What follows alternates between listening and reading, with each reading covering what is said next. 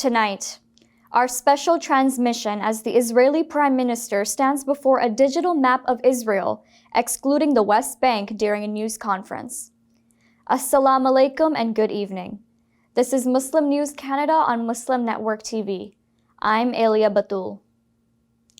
Today is the 314th day since the onset of Israel's war.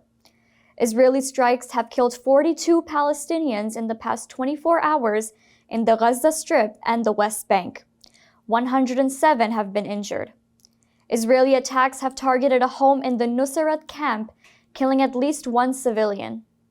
Military jets have been striking Burij and Maghazi refugee camps. Both these areas are excluded from a humanitarian pause in fighting and the vaccination campaign. The attack on Nama College has left at least 6 dead and dozens trapped under rubble. The college was being used as a refugee camp for the displaced Palestinians. The Israeli military's operations in the occupied West Bank have entered their 8th day. There have been raids in the Jalazon, Qalqilia, Al-Khadr, and Al-Azza camps. At least 33 civilians have been killed, and 130 have been injured. Israeli media reports that the army says extensive ground operations in Gaza would risk the lives of remaining hostages. At least 40,861 Palestinians have been killed since October 7th. 94,398 have been injured. Israel faces accusations of genocide at the International Court of Justice. The court has ordered Israel to halt its military operations in the city of Rafah. Israeli authorities have issued orders for the interrogation of Sheikh Akrima Sabri. The sheikh is a prominent Imam of Al-Aqsa Mosque. He is being summoned to the Al-Maskubiya Interrogation Center in Jerusalem. This follows a raid on his home by Israeli intelligence agents today. Sheikh Sabri's legal team has confirmed the raid is part of an ongoing investigation. The Imam has been banned from entering Al-Aqsa Mosque for 6 months, starting August 8th. He was briefly arrested on August 2nd. This move has intensified the tension surrounding the revered site. Britain's decision to suspend 30 out of 350 arms export licenses to Israel has ignited fierce debate. British Foreign Minister David Lemmy says the risk of humanitarian violations in Gaza is the reason for the restriction. Simon Diggins, a former defense attaché in Afghanistan, says the action sends a modest political message to Israel.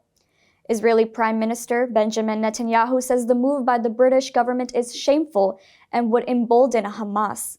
The Israeli lobby accuses the Labour government of betraying Israel. On the other hand, pro-Palestinian advocates argue the move falls short of a full ban. Critics claim the limited ban does not address the broader issue.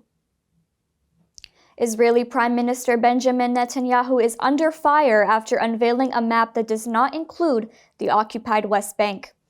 Netanyahu stood before the controversial digital map during a recent news briefing. The move has sparked widespread condemnation.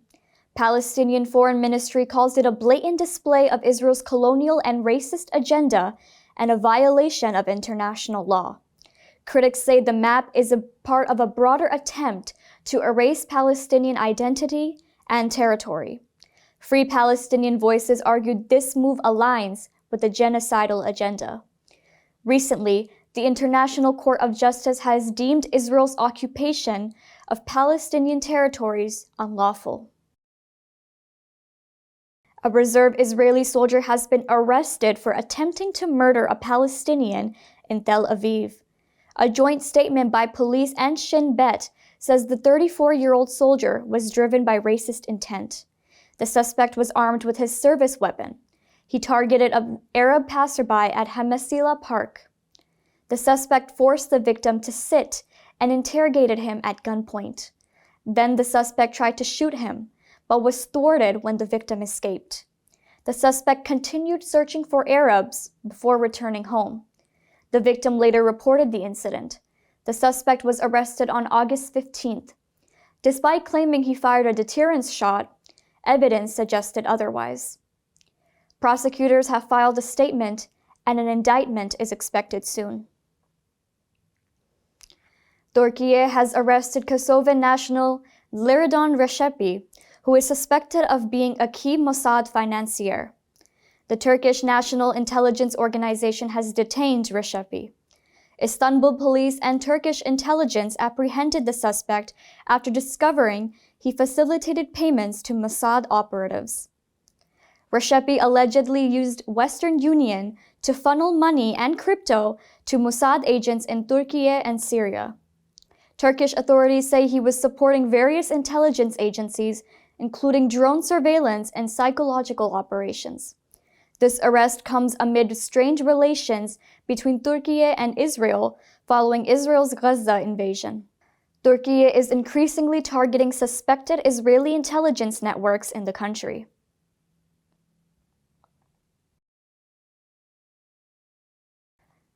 The Quebec Superior Court has found the Montreal Police Service guilty of systemic racial profiling. The ruling has been delivered by Justice Dominique Poulin. It mandates a $5,000 payout for individuals stopped by police between 2017 and 2019 based on racial or ethnic bias. The case was launched by the Montreal Black Coalition after a violent arrest of a man in 2017. The city has acknowledged racial profiling. It says it is committed to combating systemic racism. However, the city insists compensation claims should be individually filed. It may take months for the compensation to be released due to the complexity of identifying victims and recording police interactions. That's all from our Toronto studios. Thank you for watching Muslim News Canada. We are a community channel dedicated to bringing you stories you can trust. Please like, subscribe, and share our content. You can also comment to let us know what you think of our coverage.